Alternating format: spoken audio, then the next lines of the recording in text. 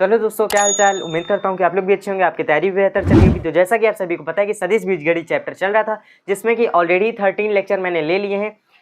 Previous lecture में, last lecture में हम लोगों ने पढ़ा था जो सदिश गुणनफल होता है, यानी कि वेक्टर प्रोडक्ट कह लीजिए आप या क्रॉस प्रोडक्ट कह लीजिए, उसके बारे में एकदम डिटेल में समझा था हम लोगों ने। कल का जो पर्टिकुलर लेक्चर था, लेक्चर नंबर 13, उसी के लिए था ही, यानी कि सिर्फ और सिर्फ हम लोगों ने उसमें क्रॉस प्रोडक्ट क्या होता है उसके बारे में एकदम डिटेल में समझा था। एक एग्जाम्पल भी किया था, उसका एकदम अच्छे से किया था एग्जाम्पल। ठीक है, आई होप आप लोगों को वो एग्जाम्पल समझ में भी आ गया होगा। अगर आप लोगों को वो क्वेश्चन समझ में आ गया है तो आज के इस लेक्चर नंबर 14 में आपको कोई दिक्कत नहीं होने वाली, क्योंकि कल के टॉपिक से ही रिलेटेड है। आज के जितने भी प्रश्न मिलेंगे आपको कल के टॉपिक से ही रिलेटेड है और काफ़ी बढ़िया क्वेश्चन मिलेंगे आपको। और मैं कोशिश करूंगा कि इस 14 नंबर के लेक्चर में ही मैं पूरी एक्सरसाइज 10.4 को मैं फिनिश कर दूं। ठीक है, बाकी जिसने भी चैनल को सब्सक्राइब और वीडियो को लाइक ना किया हो तो जल्दी से वो वीडियो को लाइक और चैनल को सब्सक्राइब कर ले। तो चलिए स्टार्ट करते हैं। तो आज के लेक्चर में हम बेसिकली करने क्या वाले हैं कि जो भी प्रश्नावली 10.4 है उसको फिनिश करने वाले हैं। ठीक है, आधे क्वेश्चन मैं तो सॉल्व करवाऊंगा ही, बाकी जो क्वेश्चन ईजी लगेंगे मुझको मैं आपको एज अ होमवर्क दूंगा, आप लोग उसको ट्राई करके ज़रूर देखना। ठीक है, चलिए स्टार्ट करते हैं वीडियो को बिना किसी देरी के। तो चलिए, तो सबसे पहला क्वेश्चन मैंने पूरा नहीं लिखा है, हालांकि ये भी ऐसा वर्ड प्रॉब्लम टाइप का क्वेश्चन था जी, उसमें आपको दिया था, मैं आपको बता दे रहा हूँ, एक मिनट। हाँ, कि यदि एक वेक्टर ए, ये वेक्टर ए और वेक्टर बी, तो आपको क्या ज्ञात करना है, ये ज्ञात करना है। अरे सिर्फ और सिर्फ यदि और ज्ञात करना, सिर्फ यही दो वर्ड लिखे थे मैं भी, चलिए कोई बात नहीं। तो एकदम सिंपल सी चीज़ दी है, आपको निकालना क्या है, वेक्टर ए क्रॉस बी का परिमाण निकालना है। काफ़ी सिंपल सी बात है। ठीक, ये चीज़ आप लोगों को तो पहले से ही आती, क्यों? क्योंकि मैंने प्रीवियस लेक्चर में एकदम अच्छे से एकदम डिटेल में पूरा लेक्चर सिर्फ और सिर्फ क्रॉस प्रोडक्ट पर ही लेकर के रखा है कि क्रॉस प्रोडक्ट होता क्या है, लंबवत के लिए क्या है, सदिश के लिए क्या है, समान के लिए क्या है, काफ़ी सारी चीज़ें डिटेल में डिस्कस करी है और इसका परिमाण कैसे निकालना है वो भी अपने समझा था। तो बस सिंपली करने के वाले मैं सिर्फ और सिर्फ इसका हिंट दूंगा। कैलकुलेशन सोल्यूशन आपके ऊपर है, कैलकुलेशन सोल्यूशन आपको करना पड़ेगा इस पूरे क्वेश्चन का। तो मैं हिंट दे देता हूँ। तो सबसे पहले अपना वेक्टर ए लिखेंगे। वेक्टर ए क्या है, आई माइनस का 7j प्लस का 7k कैप। ठीक है, vector B is equal to 3i cap minus का 2j प्लस का 2k कैप। मैंने क्या बोला था कि आपको ए क्रॉस बी निकालना है। क्रॉस प्रोडक्ट में हमेशा ध्यान रखिएगा कि आपको सारणी की ही हेल्प लेनी पड़ेगी, सारणी की हेल्प लेनी पड़ेगी। कैसे करेंगे, तो मैंने क्या बोला था, ओह सॉरी, मैं भी सबसे पहले हम लोग निकालेंगे ए cross B vector.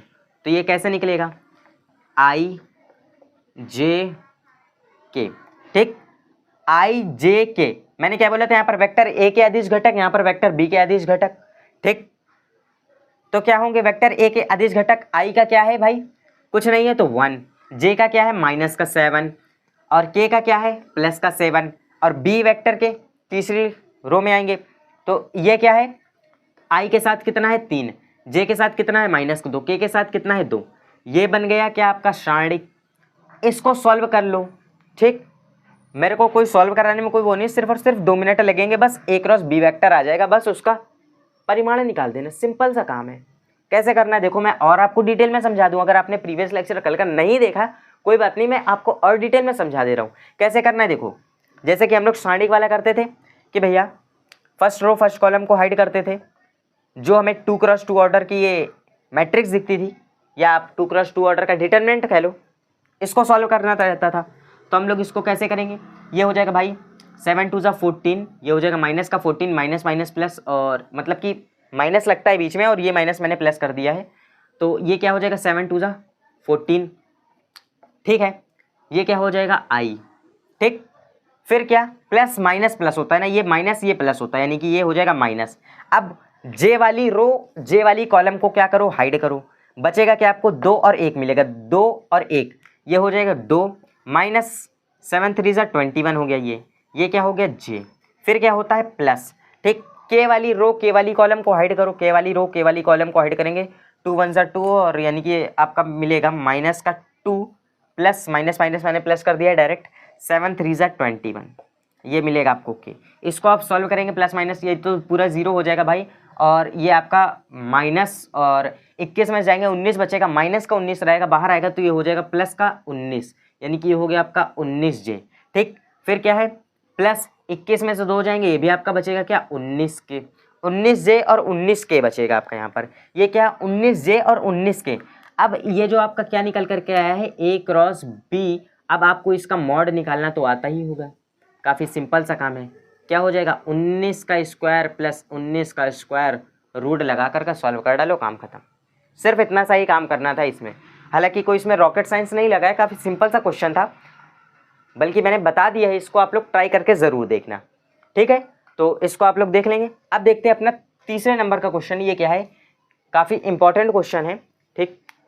Basic concept use होने वाला है इसमें, सिर्फ और सिर्फ बेसिक कॉन्सेप्ट, जो कि प्रीवियस लेक्चर 5-6 समझो कि 1 से लेकर के अभी तक का जितने लेक्चर में पढ़ा है उतना ही कुछ यूज़ आने वाला है। क्या आपने पढ़ा है कि देखिए, यदि एक मात्रक सदिश वेक्टर ए मात्रक सदिश i के साथ π/4, j के साथ π/4 और k के साथ न्यून कोण बनाता है तो थीटा का मान ज्ञात कीजिए तथा वेक्टर ए के अदिश घटक। कंफ्यूज मत होना कि भाई इसमें तो वेक्टर ए का स्थिति सदिश भी नहीं दिया तो मैं उसके अदिश घटक कहाँ से निकालूंगा, यही सोच रहे होगे ना। मैं बताता हूँ कैसे निकलेगा, ध्यान से समझना। प्रश्न पहले तो क्या चीज़ बोल रहा है उसको पहले डिटेल में समझो, लिखो क्या क्या उसने दिया हुआ है, क्या क्या चीज़ उसने प्रश्न में ही दी हुई है। देखो क्या बोल रहा है, आई के साथ π/4 कोण बनाता है। आई के साथ मैंने आपको विथ डायग्राम ये चीज़ समझाया था। आई के साथ क्या कोण बनता है, आई के साथ कोण बनता है यानी कि आई एक्स अक्ष पे कौन सा कोण बनेगा, अल्फा। कुछ ध्यान आ रहा है, अल्फा। तो इसको मैं इरेज कर दे रहा हूँ, ठीक। क्या बनेगा, अल्फा, यानी कि आपको दिया है अल्फा बराबर π/4। जे के साथ कौन सा कोण बनता है, बीटा। जे के साथ बनता है क्या, बीटा। बीटा बराबर भी दिया है π/4। के के साथ कौन सा बनता है, गामा। गामा बराबर दिया है थीटा, ठीक। फिर क्या बोल रहे हैं, तो थीटा का मान आपको ज्ञात करना है, ठीक। थीटा का मान आपको ज्ञात करना है, ठीक। एक मिनट, ठीक। तो आपको क्या करना है, थीटा का मान आपको ज्ञात करना है, पहली चीज। और इतना तो आप लोगों को पता होगा कि भाई L² plus M² plus N² is equal to 1। इतना बेसिक चीज है, इतना तो आप लोगों को पता होगा, ठीक। अब ये L क्या है, L बराबर क्या होता है, कॉस अल्फा। कुछ ध्यान आ रहा है। M बराबर क्या होता है, कॉस बीटा। N बराबर क्या होता है, कॉस गामा। लेकिन स्क्वायर लगा है तो स्क्वायर आ जाएगा, ठीक। यानी कि स्क्वायर लगा है तो स्क्वायर आ जाएगा। तो ये क्या हो जाएगा, कॉस स्क्वायर π/4 प्लस ये हो जाएगा क्या, कॉस स्क्वायर π/4 प्लस ये हो जाएगा क्या, cos square theta is equal to 1, ठीक है। ये क्या हो जाएगा, ये हो जाएगा cos square theta is equal to 1। तो अब इसका क्या करना है भाई, कॉस π/4 की वैल्यू क्या होती है, कॉस π/4 की वैल्यू होती है 1/√2। इसका करो स्क्वायर प्लस ये 1/√2 इसका करो स्क्वायर। अब इस कॉस स्क्वायर थीटा का तो कुछ कर नहीं सकते हम, क्यों, इसका तो कुछ कर ही नहीं सकते। इसको बाहर निकालो, ये क्या आ जाएगा 1/2 प्लस 1/2 प्लस का कॉस स्क्वायर थीटा बराबर 1। इतना चीज़ क्लियर है। इतनी चीज़ अगर क्लियर है आप लोगों को, अगर इतनी चीज़ क्लियर है तो अब मैं आपको आगे और एकदम डिटेल में समझा देता हूँ, ठीक है। एक मिनट, कौन सा ये क्वेश्चन नंबर 3, इसका आंसर क्या आ रहा है, एक मिनट, हाँ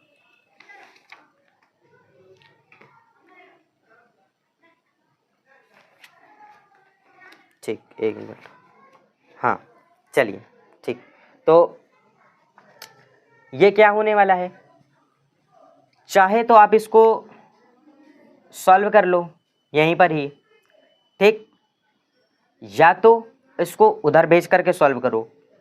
तो अगर यहाँ पर इसको सॉल्व करोगे आप, चलो यहीं पर कर लेते हैं। तो ये इसका एलसीएम लेंगे हम, लेकिन यहाँ पर एक मिनट, एक दिक्कत है। अगर इसका यहाँ पर एलसीएम लेते हैं तो ये 2 cos स्क्वायर थीटा, चलिए यहीं पर ही इसका एलसीएम लेके देखते हैं। तो मैंने 2 एलसीएम में लिया, ये हो जाएगा 1 + 1, ये फाइनली आपका बचेगा क्या, 2 + 2 cos स्क्वायर थीटा अपॉन में 2, ठीक है।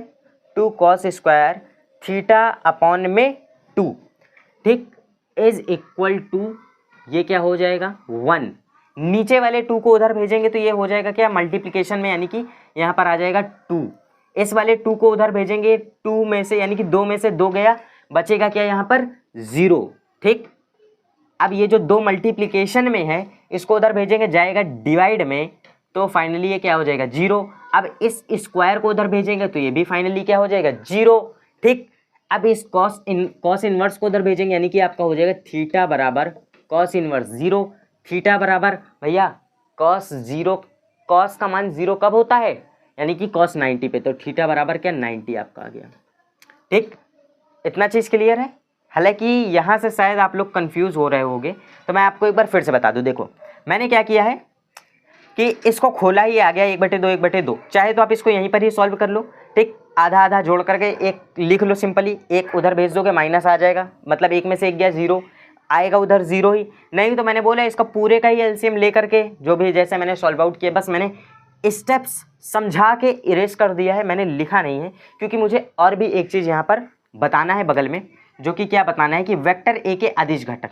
इतनी चीज़ तो आपको पता है कि वेक्टर ए के अदिश घटक, यानी कि मैं बोलूं कि एल बराबर क्या होता है। एल निकालने के लिए हम लोग क्या करते हैं कि वेक्टर एल बराबर हम लोग क्या करते थे कि ए अपॉन में वेक्टर ए का परिमाण। ठीक, एल बराबर क्या करते थे, ए अपॉन में वेक्टर ए का परिमाण। ठीक, यही तो करते थे। अब देखो एल बराबर ए अपॉन में वेक्टर ए का परिमाण हम लोग करते थे, लेकिन यहाँ पर हमें तो वेक्टर ए पता ही नहीं, तो उसका परिमाण कहाँ से पता होगा। तो इस चीज़ का आंसर क्वेश्चन में ही छुपा हुआ है। उसने पहले ही बोला है कि यदि एक मात्रक सदिश वेक्टर ए, मात्रक सदिश बोल दिया है तो इसका मतलब है कि वेक्टर ए का परिमाण 1 होगा, काम खत्म बस। तो भाई इसकी जगह पर 1 रखोगे, यानी कि ये हो जाएगा क्या ए अपॉन में 1। भैया किसी भी चीज़ के नीचे अगर 1 आ जाए तो कोई मतलब ही नहीं, उसके होने या ना होने से कुछ फर्क पड़ता नहीं। तो फाइनली आप बोल सकते हो कि एल बराबर ए, क्या एल बराबर ए। ऐसे ही एम बराबर क्या आ जाएगा, बी आ जाएगा। ऐसे ही एन बराबर क्या, सी आ जाएगा। आप लोग करके देखना, क्योंकि सबके नीचे ही तो 1 है। ठीक, जब एल एम एन आ गया, अब क्या करूं, एल एम एन के मान निकालने के लिए क्या, एल बराबर क्या है, देखो यहीं पर ही रखा है ना, एल बराबर क्या होता है कॉस अल्फा। अब देखो समझना, एल बराबर होता है कॉस अल्फा। अल्फा का मान कितना है π/4, यानी कि कॉस π/4। कॉस π/4, कॉस π/4 क्या होता है, ढूंढो निकालो। एम बराबर क्या हो जाएगा, एम बराबर कॉस π/4, और ये 90 को हम क्या लिख सकते हैं π/2। एन बराबर कॉस π/2, π/2 का मतलब 90। ठीक, इसको तो क्या आप लोग कर लोगे, एक मिनट, मिस्टेक कर दी क्या, सॉरी दोस्तों, एक मिस्टेक कर दी मैंने कि π/3 था मिसप्रिंट, थीटा बराबर π/3 था। चलिए कोई बात नहीं, हालांकि प्रश्न तो मैंने सही किया है। ठीक, थीटा बराबर π/3 दे, π/4 दे, इससे क्या फ़र्क पड़ता है। एक मिनट दोस्तों, ठीक है। चलिए दोस्तों, मैंने उस प्रश्न को फिलहाल इरेज कर दिया है। ठीक है, हालांकि मैंने एक मिनट, हाँ, तो हम किस चीज़ की बात कर रहे थे कि एल बराबर जो कि क्या आया था कॉस π/4, और एम बराबर कॉस π/4, और एन बराबर क्या आया था π/2। तो देखो कॉस π/4 बराबर क्या होता है, इतना तो आप सभी को पता है कि कॉस π/4 बराबर यानी कि पाई, यानी कि 180, यानी कि आपको कॉस π/4 की वैल्यू बतानी है। ठीक, कॉस π/4 आप यहाँ पर, और दूसरा भी कॉस π/4 था, तीसरा क्या था कॉस π/2। तो देखो कॉस π/2 का मान तो आप सभी को पता है। ठीक, इतना चीज़ तो क्लियर है। π/2 का मान यानी कि कॉस 90 की वैल्यू सभी को पता है कि भाई 0 होती है। ठीक, दूसरी चीज़ कॉस π/4 की वैल्यू होती है 1/√2, कॉस π/4 की होती है वैल्यू 1/√2। हालांकि ये आपकी आंसर बुक से मैच नहीं करेगा। ठीक है, क्यों, क्योंकि जहाँ पर π/3 मैंने क्वेश्चन में लिखना चाहिए था, वहाँ पर मैंने π/4 लिखा था, ये मेरी मिस्टेक थी। कोई दिक्कत नहीं, जैसे π/3 वैसे π/4, π/3 रखोगे तो π/3 की वैल्यू आ जाएगी, काम खत्म। ठीक है, तो यही LMN और यही ABC तीनों के मान होंगे, जैसा कि प्रश्न में बोला गया था, और यही चीज़ हमें निकालनी थी। पहली चीज़ तो जो हम लोगों ने थीटा बराबर π/2 निकाला था, पहला आंसर। दूसरा आंसर ये LMN के मान होंगे, बस 2 ही आंसर आएगा इसमें। ठीक, काम खत्म। बाकी अब हम लोग देखते हैं अपना अगला प्रश्न। ठीक है, अगला प्रश्न देखते हैं। अगला प्रश्न काफ़ी इंटरेस्टिंग कह सकते हो कि इम्पोर्टेंट है। ठीक, क्योंकि एकदम इजी प्रश्न है। क्या बोल रहा है कि दर्शाइए vector A minus vector B का cross vector A plus vector B is equal to A vector cross B vector. Simple सा, मैं बोलता हूँ इसमें कोई लॉजिक नहीं, कोई फंडा नहीं, बिल्कुल सिंपल कैलकुलेशन एंड सॉल्व। बस सिंपल सा है। मल्टीप्लिकेशन कराओ इसका, पहले इस ए का इन दोनों में, फिर इस बी का इन दोनों में। कैसे होगा देखो, इस ए का क्रॉस प्रोडक्ट कराओगे ए से, यानी कि ए क्रॉस ए। ठीक, फिर क्या प्लस ए का कराओगे किसमें, क्रॉस बी में। ठीक, अब किसका कराओगे, माइनस बी का कराओगे ए में। चाहे ए क्रॉस बी लिखो चाहे बी क्रॉस ए लिखो, सॉरी ये माइनस का लिखा है बी क्रॉस ए, आगे यही तो हमें काम देने वाला है। ठीक, अभी ध्यान रखना, जो भी मैंने आपको लेक्चर नंबर 13 में दूसरा या आई थिंक तीसरा पॉइंट बताया था, मेरे हिसाब से हाँ दूसरा या तीसरा पॉइंट बताया था, उसका यूज होने वाला है सिर्फ यहाँ पर। और इस माइनस का इसमें कराओगे क्या चीज़, 13 में 12 में, कि भैया जो कोई भी मतलब समान वेक्टर का उसी के साथ अगर आप क्रॉस प्रोडक्ट निकालेंगे तो वो क्या आता है, जीरो आता है। ठीक, क्रॉस प्रोडक्ट निकालेंगे तो वो क्या आता है, जीरो आता है। तो ये दोनों चीज़ तो जीरो हो गई, क्योंकि सेम वेक्टर है, समान सदिश है, तो इनका डॉट प्रोडक्ट है, यानी कि इनका सदिश गुणन क्या, जीरो हो जाएगा। बचेगा क्या आपका, ए क्रॉस बी बचेगा, माइनस का बी क्रॉस ए। क्या मैंने आपको एक चीज़ और बताया था कि वेक्टर ए क्रॉस बी बराबर होता है माइनस का वेक्टर बी क्रॉस ए के? क्या ये चीज़ मैंने बता रखी है? मेरे हिसाब से तो मैंने इस चीज़ को ऑलरेडी ही लेक्चर नंबर 12 में ही डिस्कस किया था। ठीक है, 7-8 पॉइंट्स थे आई थिंक, जिसको मैंने एकदम डिटेल में डिस्कस किया था, और उन्हीं पॉइंट्स में से एक ये पॉइंट था। ठीक है, अब एग्जैक्टली अगर मैं चाहूँ तो आपको नंबर भी मैं बता सकता हूँ, आई थिंक थर्ड, हाँ सेकेंड या थर्ड में, यस हाँ थर्ड में मैंने इस चीज़ को डिस्कस किया है, तीसरे और चौथे पॉइंट में है, जो कि मैंने बताया था कि ए क्रॉस बी को हम क्या माइनस का बी क्रॉस ए भी लिख सकते हैं। तो आप साफ साफ देख सकते हैं ये क्या लिखा है, माइनस का बी क्रॉस ए, यानी कि इसकी जगह पर हम क्या लिख सकते हैं, ए क्रॉस बी, ए क्रॉस बी, बीच में आएगा प्लस, यानी कि भैया एक एक ये फाइनली आपका हो जाएगा 2a क्रॉस बी। एकदम सिंपल सा क्वेश्चन था, इसमें कुछ ज़्यादा दिमाग लगाने वाली चीज़ थी नहीं। हालांकि प्रश्न काफ़ी इजी था, बस ये था कि थोड़ा सा समझने की देरी थी इस प्रश्न में, प्रश्न बहुत आसान था। तो आई होप आपको ये प्रश्न समझ में आ गया होगा। ठीक है, और इसको करिए स्क्रीनशॉट। अगला प्रश्न और ही इससे ज़्यादा इंटरेस्टिंग है, कोशिश यही रहेगी कि आज के इस लेक्चर में ही ये पूरी एक्सरसाइज का हम निपटारा कर दें। ठीक है, और आज ही इस पूरे चैप्टर का हम दाइंड कर देंगे। ठीक है, तो इसको एक मिनट स्क्रीनशॉट कर लीजिए ज़रा।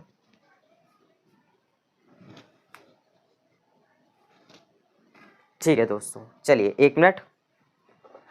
तो अगला क्वेश्चन, एक मिनट, हाँ तो अगला क्वेश्चन में आपको क्या बोल रहा है कि लैम्डा और म्यू के आपको क्या मान ज्ञात करने, यानी कि लैम्डा और म्यू की आपको क्या वैल्यू फाइंड करनी है, और वैल्यू आप निकालेंगे किससे। एक मिनट दोस्तों, आपको यहाँ पर सदिश दिए हुए हैं। ठीक है, आपको यहाँ पर सदिश दिए हुए हैं जिससे आपको लैम्डा और म्यू की वैल्यू निकालनी है। तो आप कैसे निकालेंगे लैम्डा और म्यू का मान, मैं बताता हूँ। देखिए, तो देखिए क्या बोल रहा है कि लैम्डा और म्यू का मान ज्ञात कीजिए यदि एक सदिश का क्रॉस प्रोडक्ट किसके बराबर हो, 0i 0 j 0 के, यानी कि मतलब आप कह लीजिए कि 0 के बराबर हो, 0 वेक्टर के बराबर हो। ठीक, ये क्या है, ये 0 वेक्टर है, यानी कि एज ए सपोज मैं आपको बताता हूँ। ठीक है, जैसे कि मान लो ये A cross P vector is equal to 0 vector.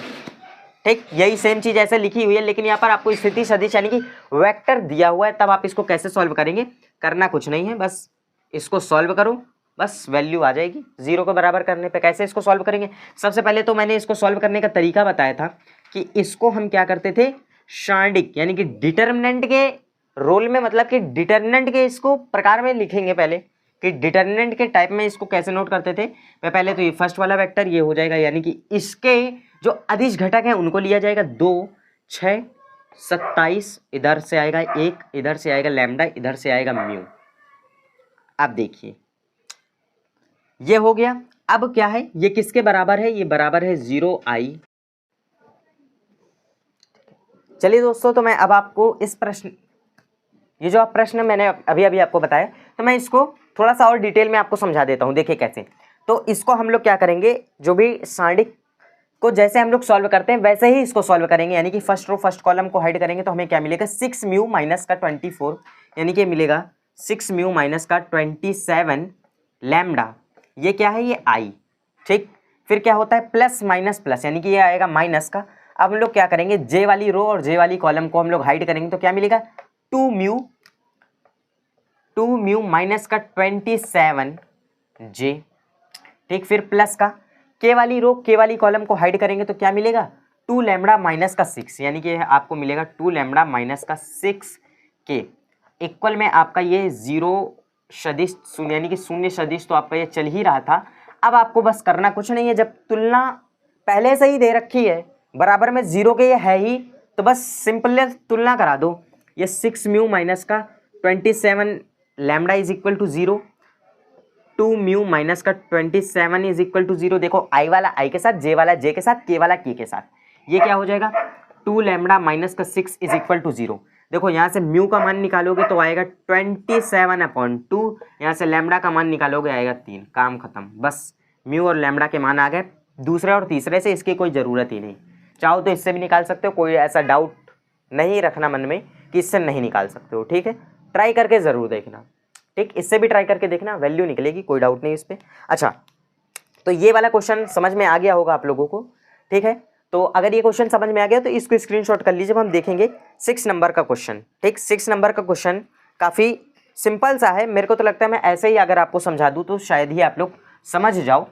ठीक है, ऐसा अपन एक क्वेश्चन कर चुके हैं। ठीक है, ऐसा एक क्वेश्चन 6 नंबर का जैसा क्वेश्चन हम लोग कर चुके हैं। आपको क्या ए क्रॉस बी के बारे में आपको निष्कर्ष निकालना है, ए और बी के बारे में क्या निष्कर्ष निकाल सकते हैं। अच्छा एक minute, A dot B is equal to 0, तो ए क्रॉस बी के बारे में आप क्या निष्कर्ष निकाल सकते हैं। काफ़ी सिंपल सा, देखो अगर A dot B is equal to 0, ठीक, तो यानी कि इसका मतलब है कि ए डॉट बी ये क्या होता है, ये किसके बराबर होता है, यानी कि mod of vector A mod of vector B, ये होता है आपका क्या कॉस थीटा बराबर 0। यानी कि ये जो ए डॉट बी लिखा है इसका ये मतलब है, यानी कि अगर इन तीनों चीज में लिखा है, इन तीनों चीज में से कोई भी चीज 0 होगी तभी तो ये पूरा 0 हुआ होगा। सपोज करो कि अगर ये वेक्टर ए का परिमाण अगर शून्य हुआ होगा तभी ये पूरा 0 हुआ, या वेक्टर बी का परिमाण शून्य होगा तब ये पूरा 0 होगा, या कॉस थीटा का मान शून्य होगा तब ये 0 होगा। तो तीन ही तो कंडीशन बनती है, तो यानी कि आप लिख सकते हो कि ए डॉट बी तब शून्य होगा यदि क्या मॉड ए बराबर 0 या मॉड बी बराबर 0 या कॉस थीटा का मान शून्य हो, जैसे इसके लिए है। अब हम लोग सेम चीज देखो, उस ए डॉट बी के लिए बोल रहा था, अब क्या बोल रहा था, तो ए क्रॉस बी के लिए क्या निष्कर्ष निकलेगा। देखो हमें निष्कर्ष किसके लिए निकालना है, ए क्रॉस बी के लिए निकालना है। ठीक, इसके लिए हमको, हाँ इसी के लिए हमको क्या निष्कर्ष निकालना है। तो कैसे आप निष्कर्ष निकालोगे, तो ए क्रॉस बी ये क्या होता है, वेक्टर ए वेक्टर बी ये होता है साइन थीटा। सेम चीज रहेगा, बस जहां साइन थीटा है वो जहां कॉस थीटा वहां पर साइन थीटा कर देना, काम खत्म। बस इन तीनों में से एक चीज 0 होगी तभी ये क्या कहते हैं 0, इसको आप कह सकते हो। हालांकि अगर आप लिखना चाहो तो यहाँ पर 6 चीज कर सकते हो कि मतलब कि या तो ये 0 होगा, या तो ये 0 होगा, या तो साइन थीटा 0 होगा, या तो वेक्टर ए 0 होगा, या तो वेक्टर बी 0 होगा। इनमें से 6 कंडीशंस बनती है, 6 अगर 0 तो इसका मान पूरा 0, यही निष्कर्ष निकलेगा इसके लिए। ठीक है, बिल्कुल सिंपल सा क्वेश्चन था, मेरे को तो नहीं लगता कि इसमें कुछ बताने लायक था। ठीक है, ऐसा ही क्या क्वेश्चन नंबर 8 है। क्वेश्चन नंबर 8 में क्या बोल रहा है कि कोई एक vector A is equal to 0 और कोई वेक्टर बी है वो भी 0 है, तो ए क्रॉस बी 0 होता है, क्या इसका विलोम सत्य है, यानी कि क्या इसका विलोम सत्य है। तो चलिए मैं इसको इरेज करके बता देता हूँ इसको भी, कि बोल रहा है कि वेक्टर ए बराबर 0 है, वेक्टर बी बराबर 0 है, तो vector A cross vector B is equal to 0, क्या इसका विलोम सत्य हो सकता है, यानी कि क्या इसका अगर हम उल्टा करें तो क्या ये चीज सत्य है या नहीं। ठीक है, एक मिनट, हाँ यही क्वेश्चन बोल रहे हैं। अच्छा, उदाहरण सहित आपको एक आंसर देना है। ठीक, अच्छा एक मिनट, ठीक, उदाहरण सहित आपको क्या आंसर देना है। तो देखो, मैंने सपोज करो एक ये वेक्टर लिया है ए, ठीक, एक ये वेक्टर लिया है क्या, बी वेक्टर। ठीक, दोनों जीरो के बराबर तो है नहीं, इसमें बोल रहा था कि जीरो के बराबर है। ठीक है, तो मैं जीरो के बराबर ना लेता हूं। ठीक, अब ये जो मैंने वेक्टर लिए हैं, ये vector A is equal not to zero, vector B is not equal to zero. अब ये जीरो के बराबर तो है नहीं, इसका कुछ ना कुछ तो परिमाण होगा। ठीक है, तब क्या हो जाएगा भाई, तब आप अगर आप ये निकालोगे एक मिनट, ए क्रॉस बी निकालोगे तो ए क्रॉस बी क्या होता है, mod A into mod B into sine theta, यही तो होता है आपका ए क्रॉस बी। ठीक, इनके बीच में देखो ये क्या है, ये समांतर सदिश है। ये क्या है, समांतर सदिश है, समान सदिश नहीं है, समांतर सदिश है। समान सदिश क्यों नहीं है, क्योंकि इसका परिमाण समान नहीं है। दिशा तो समान है लेकिन परिमाण समान नहीं, तो ये समान सदिश नहीं कहलाएंगे, समांतर जरूर कहलाएंगे। तो इनके बीच में कोण क्या है, जीरो बनेगा, यानी कि भैया साइन जीरो। साइन जीरो क्या होता है, साइन जीरो जीरो होता है, तो यानी कि कुल मिला के ये पूरा जीरो हो जाएगा। तो यानी कि आप क्या कह सकते हो कि इसका विलोम है, ये सत्य है। ठीक है, बिल्कुल सिंपल सा काम है, यानी कि इसका विलोम सत्य है। बस यही चीज आपको यहाँ पर प्रूव करनी थी। ठीक है, अच्छा अब देखिए कि 7वें नंबर का क्वेश्चन जो है, मैं इसको इरेज करता हूँ। 7वें की भी मैं हिंट दे देता हूँ। ये वाला तो खैर इससे पहले वाला तो मैंने सॉल्व ही करा दिया, उससे पहले वाला भी मैंने सॉल्व करा दिया। अब देखो इस वाले क्वेश्चन की मैं हिंट दे देता हूँ कि A cross B plus C is equal to A cross B plus B cross C. आपको यहाँ पर एक कोई वेक्टर ए दिया है, वेक्टर बी दिया है, वेक्टर सी दिया है, कुछ भी दिया है। मैं बात नहीं करूँगा यहाँ पर इस चीज़ की कि क्या चीज़ दी हुई है, मैं ऐसा आपको सिर्फ समझा दे रहा हूँ कि ये होगा कैसे। ठीक है, तो मैंने बोला कि 3 वेक्टर आपको दिए हुए हैं, यहाँ पर पहले से 3 वेक्टर दिए हैं, आपसे बोल रहा है कि ये चीज़ आप प्रूफ करो। तो मैं बिना वेक्टर लिए भी इस चीज़ को मैं प्रूफ कर सकता हूँ। ठीक है, तो मैं बिना वेक्टर लिए इस चीज़ को क्या मैं प्रूफ करके दिखा देता हूँ आपको। आप लोग क्या करना है, इसकी जगह पर वेक्टर की वैल्यू रख करके सॉल्व करना। अगर मैं वेक्टर की वैल्यू रख करके सॉल्व करूँगा काफ़ी लंबा क्वेश्चन जाएगा। ठीक है, तो इसलिए मैं इसको डायरेक्ट ऐसे सॉल्व कर दे रहा हूँ। आप लोगों का काम क्या रहेगा कि इसको वैल्यू रख करके आप लोग सॉल्व करके देखना। आपको साफ साफ दिख रहा होगा ये चीज़ इसके बराबर बोल रहा है ना। ठीक, ये चीज़ इसके बराबर बोल रहा है। इस वेक्टर ए का मल्टीप्लाई करा दो अंदर, ये हो जाएगा vector A cross vector B plus vector A cross vector C. क्या ये बराबर नहीं है इसके? यही चीज तो इसमें समझने वाली चीज थी। बस जब ये बराबर ही आ गया है तो आप ऐसे भी लिख सकते हो, लेकिन आपको पूरी कैलकुलेशन दिखानी। 5 या 8 नंबर का क्वेश्चन आएगा, क्योंकि देखो बड़ा भी है। आपको सबसे पहले ये b प्लस सी निकालना पड़ेगा। ठीक, पहले ये निकालोगे, a क्रॉस बी अलग निकालोगे, b क्रॉस सी अलग निकालोगे, फिर ये a क्रॉस b प्लस सी ये अलग निकालोगे। तो समझो आपको 1 2 3 4 बार आपको सारी कमान निकालना पड़ेगा। फिर इसका क्रॉस प्रोडक्ट अलग निकालोगे, इन दोनों को ऐड करके रखोगे। काफी लंबी कैलकुलेशन जाने वाली इस क्वेश्चन की। तो बेसिकली इसलिए मैं इसको सॉल्व नहीं कर पा रहा हूं। बाकी मैंने आपको ये चीज समझा दी कि ये क्यों कैसे सॉल्व हो गई है। ठीक है, इतनी चीज क्लियर है, इतनी चीज क्लियर है। तो मैं अब आपको बता दूं कि समझो कि ये चैप्टर एंड ही हो गया है। और एक क्वेश्चन और है, हाँ शायद 9 नंबर का है, जिसमें आपको दिक्कत होगी। 9 नंबर में बोल रहा है कि त्रिभुज का क्षेत्रफल, त्रिभुज का क्षेत्रफल बोल रहा है। मैंने बोला ये कोई त्रिभुज है, ये रहा ए, ये रहा बी, ये रहा सी। ठीक, त्रिभुज ए बी सी। ठीक, त्रिभुज ए बी सी, हाँ यही है। तो त्रिभुज ए बी सी है, इसका आपको क्षेत्रफल निकालना है। तो इसके क्षेत्रफल के लिए एकदम सिंपल सा फॉर्मूला होता है 1/2 A B vector into A C vector. काम खत्म। बस आपको 3 निर्देशांक दिए होंगे प्रश्न में। मैं बता रहा हूं प्रश्न में जो चीज दी हुई है कि प्रश्न में आपको बिंदुओं के निर्देशांक यानी कि 1 0 2 ऐसे दे रखा है। मैं ऐसे सपोज बता रहा हूं कि 0 2 3 ऐसे आपको दिया है प्रश्न में। ठीक है, 1 2 4। आपको पहले तो इनकी स्थिति सदिश निकालना है, फिर ए बी निकालना है, ए सी निकालना है, उनका क्रॉस प्रोडक्ट निकालना है, 1/2 रख के काम खत्म, सॉल्व कर लेना। बाकी 10, 11, 12 3 क्वेश्चन बचे हैं, तो इसको आप लोग ट्राई कर लेना। 2 तो MCQ है, एक समांतर चतुर्भुज वाला है, तो इसको आप लोग ट्राई करके ज़रूर देखना। तो आज जैसे ये चैप्टर जो है, ये चैप्टर फिनिश हो गया है, ठीक है। तो ये चैप्टर फिनिश हो गया है, समझो कि 3D वाला चैप्टर है, मतलब कि आपको 3D वाला थोड़ा सा कॉन्सेप्ट देखने को मिलेगा उस चैप्टर में। काफ़ी इंटरेस्टिंग चैप्टर है, लोगों को चैप्टर काफ़ी डिफिकल्ट लगता है, लेकिन यकीन मानिए अगर आप मेरे से पढ़ोगे, विकास क्लासेस से पढ़ोगे, तो आपको वो चैप्टर काफ़ी आसान लगेगा, ठीक है। एक बार पढ़ के जरूर देखना, और हाँ, वीडियो को लाइक और चैनल को सब्सक्राइब किए बिना मत जाना। थैंक यू दोस्तों, मिलते हैं नेक्स्ट वीडियो में।